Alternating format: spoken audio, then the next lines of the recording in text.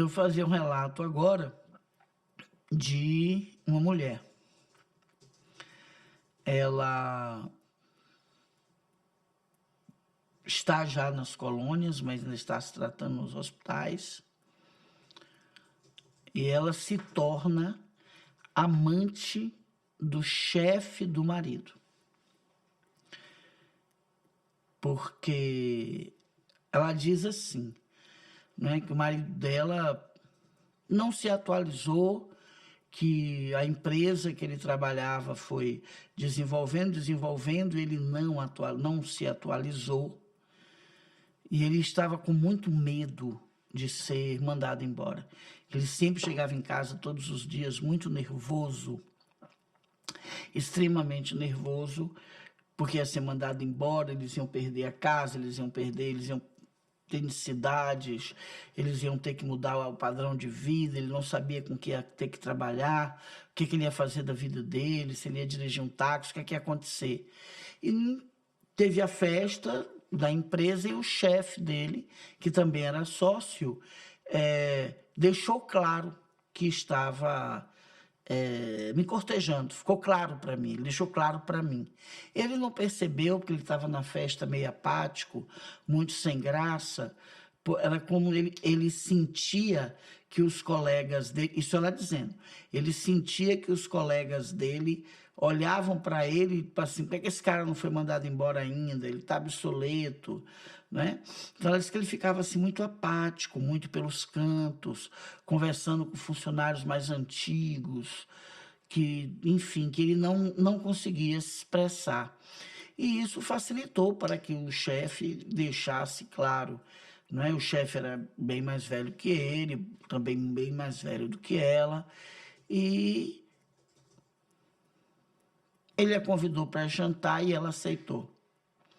Ela diz o seguinte, na primeira vez que eu fui conversar com ele, eu não imaginava o que ia acontecer, ou eu não queria pensar.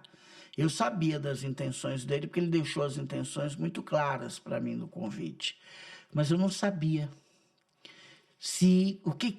eu não queria pensar. Eu não sabia até onde eu iria. Eu fui com a justificativa na minha cabeça, hoje eu vejo que era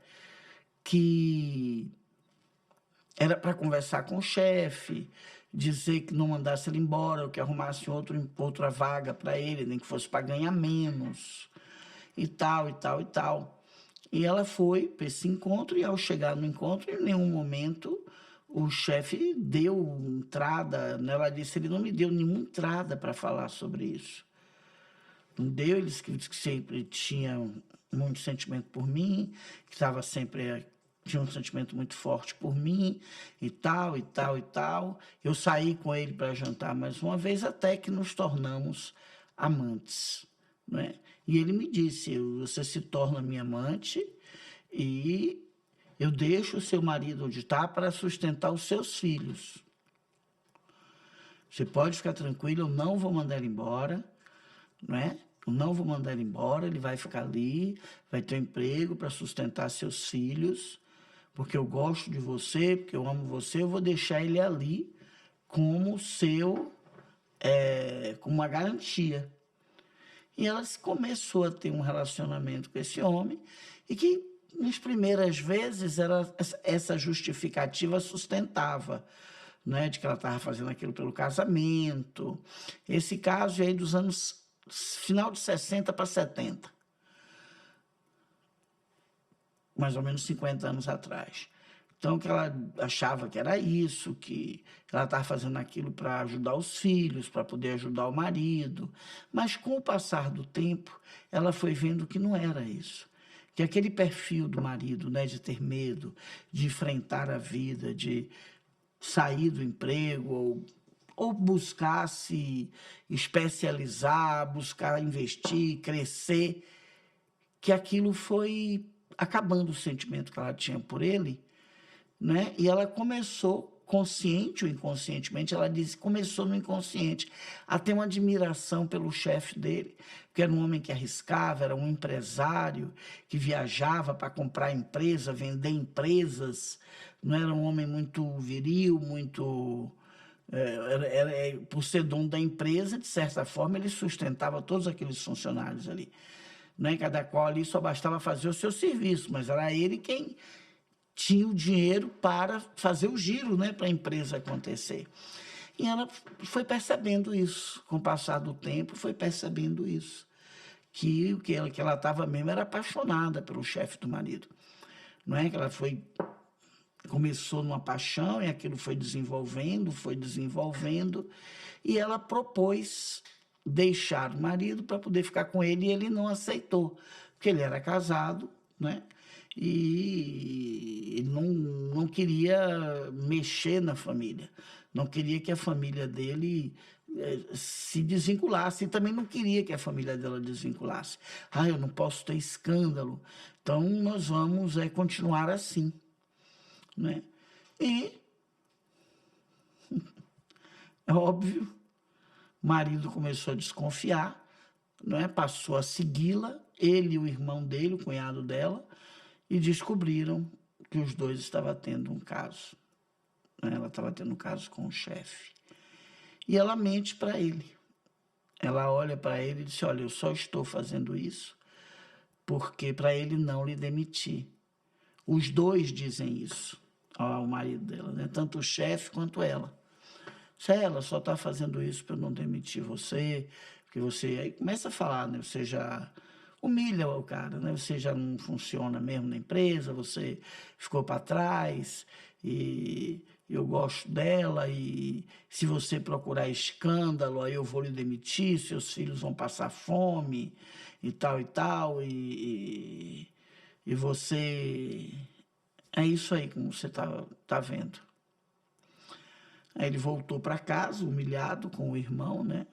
E o irmão dizendo que, João, você tem que sair desse casamento, você tem que sair desse casamento.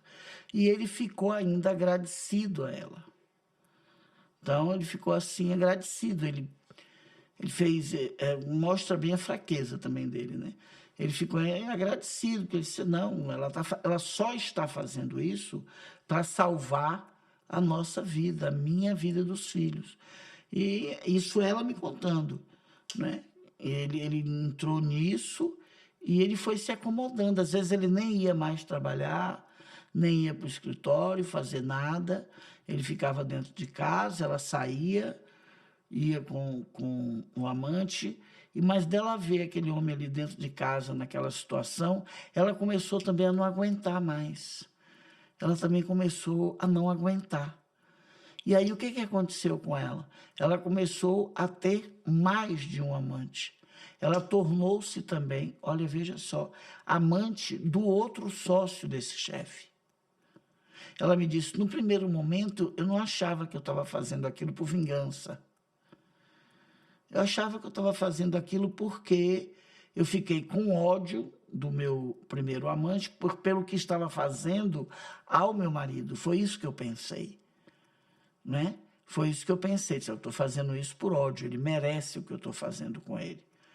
E o sócio sabia do caso deles dois, mas essas coisas, né?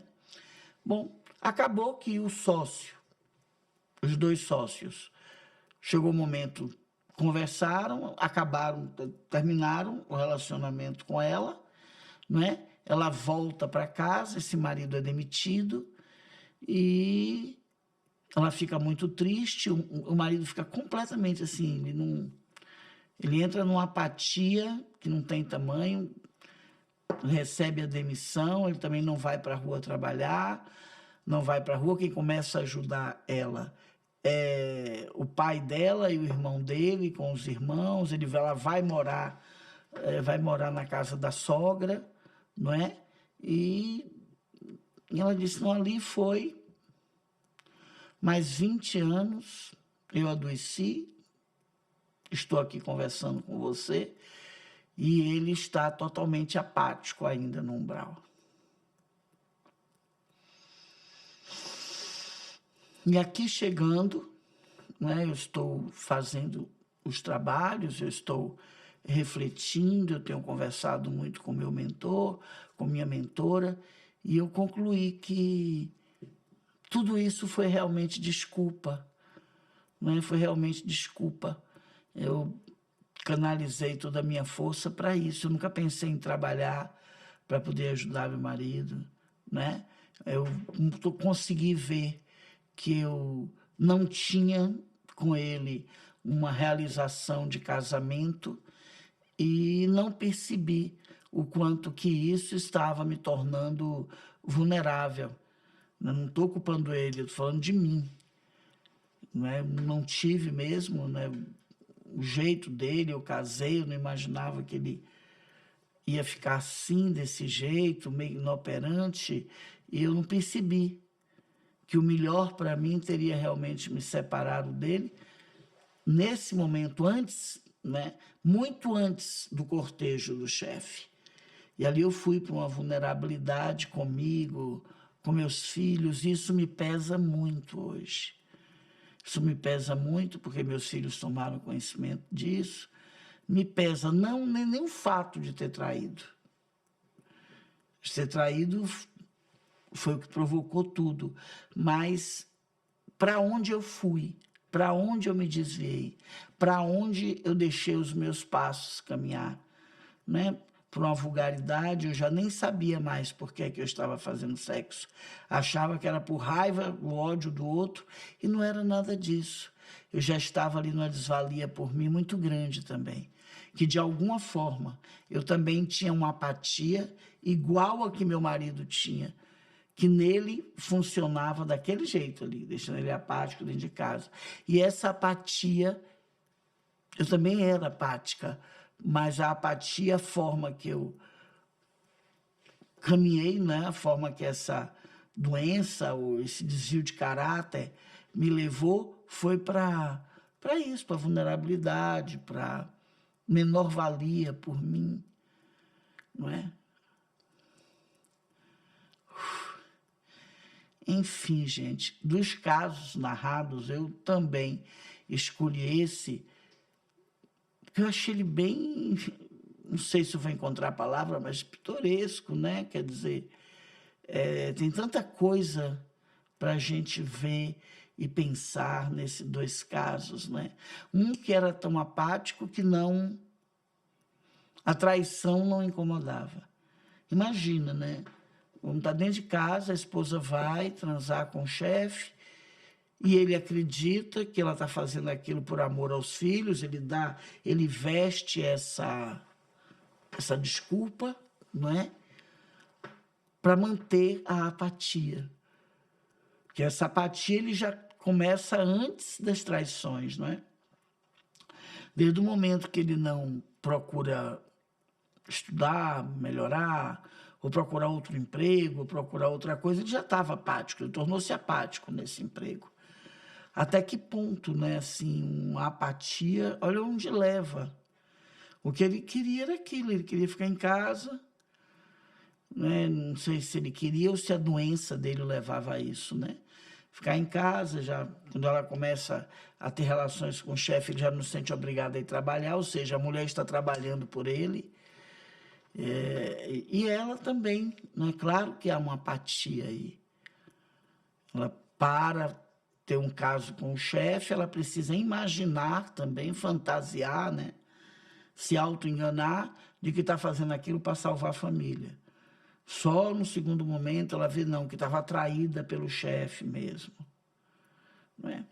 Enfim, acho que tem, né, às vezes a gente fala assim, de traição, eu acho que os movimentos de traição geravam, né? Acho que ainda gera muito ódio, as pessoas se sentem humilhadas, e o ódio que o humilhado, que o traído fica, e que as pessoas que estão em volta também ficam, ao saber que uma pessoa foi fortemente traída, impede, nubla a gente de aprofundar no que é que está acontecendo ali com aquelas pessoas.